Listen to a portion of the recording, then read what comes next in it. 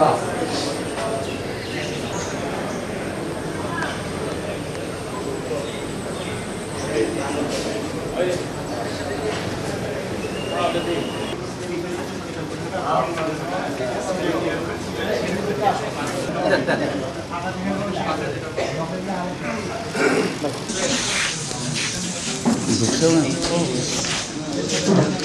যে এখান থেকে নিয়ে নেন, এই যে এখানে বসা আছে।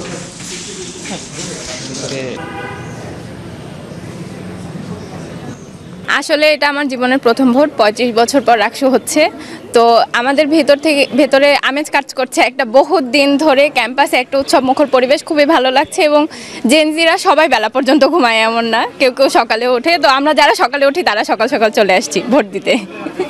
তো আশা করি রাকসু সফল হবে। যে আসুক আসলে সবার হয়ে কাজ করবে এরকম কাউকে চাচ্ছি।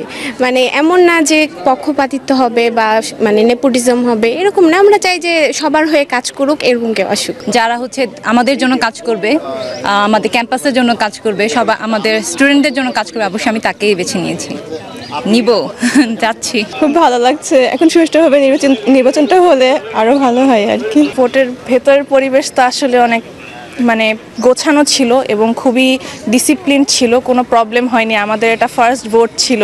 আজকে এটা আমার জীবনের প্রথম ভোট ছিল। আমি সকালে চাঁপাইনবাবগঞ্জ থেকে চলে আসছি ট্রেনে ভোট দেওয়ার জন্যই।